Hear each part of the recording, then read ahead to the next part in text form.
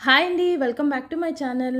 అందరూ ఎలా ఉన్నారు? నేను బాగున్నాను. మీరందరూ ఎలా ఉన్నారు? నాకు కింద కమెంట్ సెక్షన్‌లో కమెంట్ చేయండి. ఈ వీడియో వచ్చేసైతే సాలిడ్ స్టార్ట్ చేసినప్పుడు మనం ఏం ఫుడ్ పెట్టాలి? ఎలా పెట్టాలి? ఎంత క్వాంటిటీ పెట్టాలి? అంతా ఈ వీడియోలో మీకు ఫుల్‌గా ఎక్స్‌ప్లెయిన్ చేస్తానండి. As a second time mom నేను ఫస్ట్ టైం ఏం చేశాను అండ్ సెకండ్ టైం మా పాపకు కూడా ఏం పెట్టాననేది కూడా మీకు చెప్తూ ఉంటాను. ఈ వీడియో మీ అందరికీ బాగా యూజ్ అవుతుంది. ప్లీజ్ తప్పకుండా లైక్ చేయండి. చూసారు కదా! ఫస్ట్ ఆఫ్ ఆల్ అయితే మా పాపని కూర్చోవడం అయితే స్టార్ట్ చేసింది.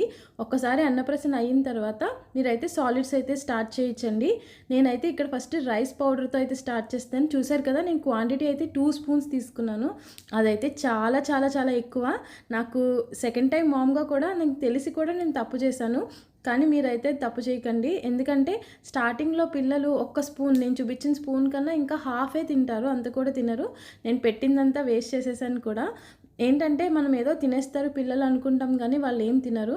అండ్ మెయిన్‌గా పిల్లలు టీథర్స్ అవి కూడా మీరు ఇలా బాటిల్స్ బాయిల్ చేసినప్పుడు లేదంటే వేడి నీళ్ళలో వేసేసి కొంచెం పక్కన పెట్టేసేయండి సరిపోతుంది. మీరేం బాయిల్ చేయక్కర్లేదు.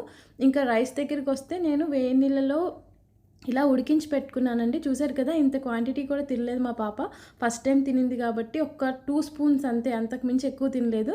సో, మీరు అది కూడా క్వాంటిటీ చూసుకోవాలి. నేనైతే బాబుకైతే ఫస్ట్ ఫ్రూట్స్‌తో స్టార్ట్ చేశానండి. కానీ పాపకి ఫర్ ఏ చేంజ్ ఇలాగ పెడదాము అని చెప్పి స్టార్ట్ చేశాను కానీ తినలేదు తను. నేనైతే ఇలాగా ఒక్కొక్కసారి కార్ సీట్‌లో కూడా కూర్చోబెట్టి ఫుడ్ అయితే పెట్టేదాన్ని. కాళ్ళ మీద ఏసుకునే అలవాటైతే అస్సలు లేదు నాకు ఫస్ట్ నుంచి కూడా. అండ్ తర్వాత అయితే నేను యాపిల్ స్టార్ట్ చేశానండి. చూస్తున్నారు కదా! యాపిల్ ఇలా పీల్ చేసి హాఫే వేసేదాన్ని. అది కూడా చాలా ఎక్కువ ఆ ఏజ్‌కి. సో, నేనైతే ఇలాగా బ్లెండర్ కమ్ స్టీమర్ 2 ఉంటుంది నా దగ్గర. ఇలా ఫిలిప్స్ ఎవెంట్‌ది. మీకు ఇది అయితే చాలా యూజ్ అవుతుంది.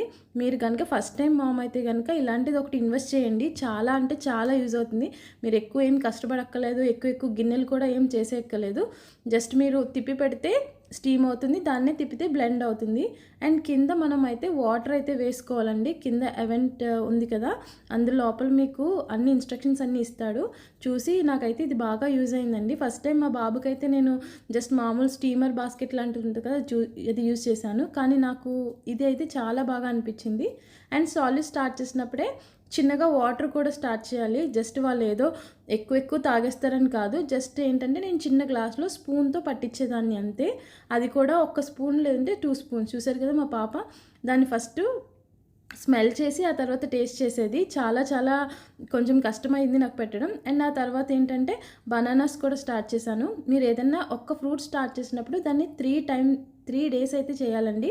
లైక్ ఒక ఫ్రూట్ ఒక డే తర్వాత అదే ఫ్రూట్ 3 టైమ్స్ కంటిన్యూ చేయాలి. అలానే నేను యాపిల్ పెట్టాను, బనానా పెట్టాను. తర్వాత అయితే ఇదిగోండి అవకాడో కొంచెం టేస్ట్ మనకి వగరుగా ఉంటుంది కాబట్టి నేనైతే ఇలాగ పాలుంటాయి కదా! అవి తియ్యగా ఉంటాయి కదండీ! పౌడర్ మిల్క్ ఇస్తాను నేను. సో, ఏంటంటే అది వేయడం వల్ల కొంచెం స్వీట్‌నెస్ వస్తుంది. సో, అలా అయితే నేను ఇలా అవకాడో ఇచ్చేదాన్ని. చూసారు కదా! ఇంతే క్వాంటిటీ ఎక్కువ క్వాంటిటీ అయితే ఇవ్వద్దు. అండ్ మీరు రోజు ఒకటే టైంలో పెట్టాలండి. ఈరోజు మార్నింగ్ 11:00కి పెట్టారు యాపిల్ అంటే నెక్స్ట్ డే కూడా అలాగే పెట్టండి. రోజు ఒక మీల్‌తోనే స్టార్ట్ చేయండి.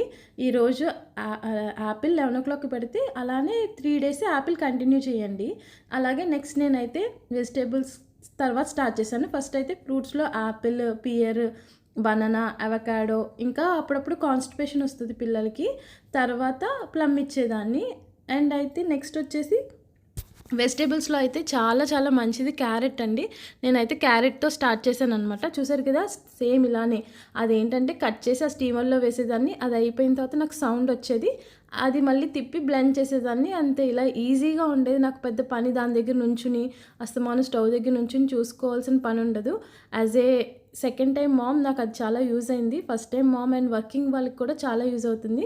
అండ్ అప్పుడప్పుడు సీజనల్ ఫ్రూట్స్ కింద ఇలా వాటర్ మిలన్ జ్యూస్ అది కూడా ఇచ్చేదాన్నండి.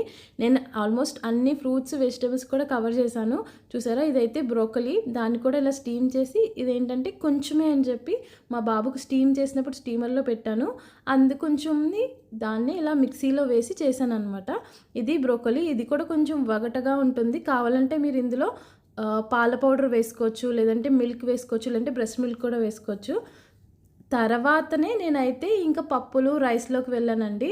ఫస్ట్ అయితే నేను అస్సలు ఏంటంటారు మనకి ఉగ్గు అంటారు కదా! అన్ని రకాల పప్పులు వేసేసి చేసేసి వాళ్ళ పొట్ట చాలా చిన్నది కదా! అంత హెవీ ఫుడ్ వాళ్ళు డైజెస్ట్ చేసుకోలేరు. సో, అందుకే ఇక్కడ మాకు డాక్టర్స్ కూడా అలానే చెప్పేవారు. ఫస్ట్ ఏంటంటే ఫ్రూట్స్, వెజిటబుల్స్ సెపరేట్‌గా స్టీమ్ చేసి దాన్ని ప్యూరీ చేసి పెట్టమనేవారు. తర్వాత కాంబినేషన్స్‌కి వెళ్ళేవారు. తర్వాత యాపిల్ బనానా, అవకాడో బనానా, లేదంటే ఇంకా యాపిల్ పియర్, అలాగా అన్ని కాంబినేషన్స్ పెట్టేదాన్నండి. ఆ తర్వాత మాత్రమే ఇలాగ నేనైతే ఉగ్గు స్టార్ట్ చేశాను. అది కూడా ఒకటే పప్పుతో స్టార్ట్ చేశాను. అన్ని రకాల పప్పులు వేయలేదు. పెసరపప్పు చాలా మంచిది. కందిపప్పు అయితే అస్సలు వేయకూడదండి. గ్యాస్ వస్తదంటారు పిల్లలకి.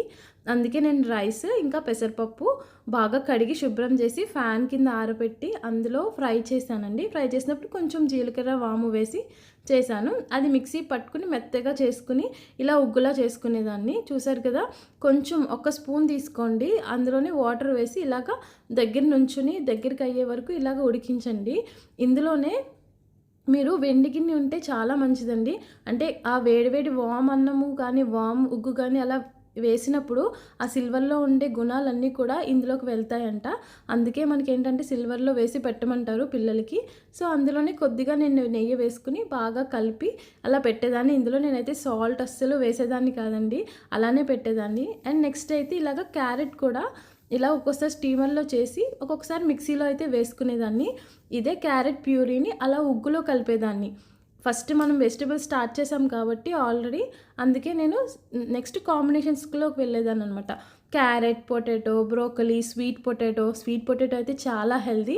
నేను అన్నీ అలానే కట్ చేసి స్టీమ్ చేసుకుని అలా ప్యూరీ చేసేదాన్ని. నెక్స్ట్ కాంబినేషన్స్‌కెళ్ళినప్పుడు ఇలాగ రైస్‌లో గానీ, రైస్ పౌడర్‌లో గానీ, లేదంటే ఇలా ఉగ్గులో గానీ వేసి పెట్టేదాన్ననమాట. చూసారా, నేను క్వాంటిటీ అయితే చాలా చాలా ఎక్కువ చేసేసుకునేదాన్ని. నాకు తెలిసేది కాదు. కొంచెం అయితే తక్కువ అవుతుందేమో అనుకునేదాన్ని. కానీ ఆ క్యారెట్, ఈ రైస్, ఉగ్గు 2 కలిపితే ఇంత వచ్చేసేదనమాట క్వాంటిటీ. సో, నేనైతే కొంచెం ఇందులో అయితే మిస్టేక్ చేశానని చెప్పుకోవచ్చు. అండ్ టైమింగ్స్ వచ్చేసి మీ పాప పడుకునే టైమ్ మీకు తెలుస్తుంది కదా! ఒక రొటీన్ పెట్టుకోండి. ఆ రొటీన్‌లో కంటిన్యూ చేయండి. ఇవాళ 11:00కి ఫ్రూట్ తినిందనుకోండి, పడుకొని లేచిన తర్వాత డిన్నర్ అయితే చేస్తారు. సో, అప్పుడైతే ఉగ్గు పెడతారు కదా!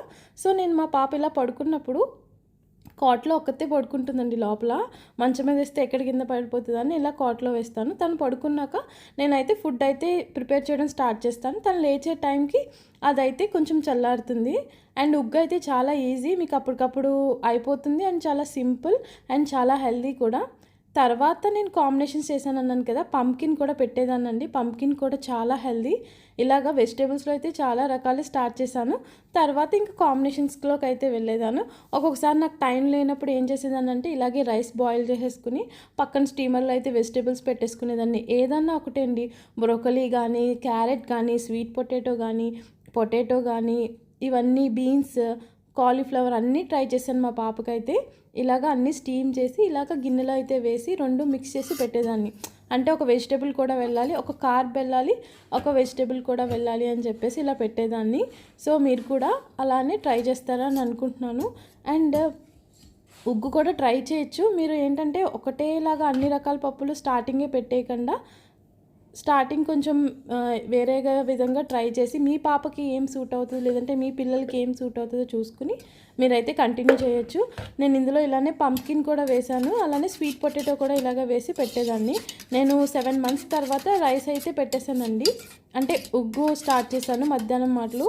6 మంత్స్లో మొత్తం అన్ని వెజిటబుల్స్ లేదంటే ఫ్రూట్స్ పెట్టేదాన్ని. డైలీ ఒక్కసారి మాత్రమే పెట్టేదాన్ని. తర్వాత నెక్స్ట్ వచ్చేసి 2 పూటలు అయితే అలవాటు చేశాను. 7th మంత్ కొంచెం అయిన తర్వాత అలాగా వెజిటేబుల్, మార్నింగ్ ఒక వెజిటేబుల్, మధ్యాహ్నం ఏమో రైస్ కానీ ఉగ్గు కానీ. ఆ తర్వాత నేను 9-10 మంత్స్కి వచ్చిన తర్వాత ఇలా అయితే ఉగ్గు చేసుకున్నాను. మొత్తం పప్పులు అన్నీ వేసుకుని ఇలాగనే శుభ్రంగా కడిగి ఆరబెట్టి శనగపప్పు, కందిపప్పు, మినప్పప్పు, ఇంకా మసూర్ దాల్, రైస్, ఇందులోనే జీడిపప్పు, బాదం పప్పు ఇవన్నీ వేసి చేసుకున్నాను. సో, ఒక రొటీన్ కింద అయితే నేను నెక్స్ట్ వీడియో మీ అందరికీ పోస్ట్ చేస్తాను. అందులో బ్రేక్ఫాస్ట్, లంచ్, డిన్నర్ ఏమేమి పెట్టానో అంతా చూపిస్తాను. Thank you so much for watching.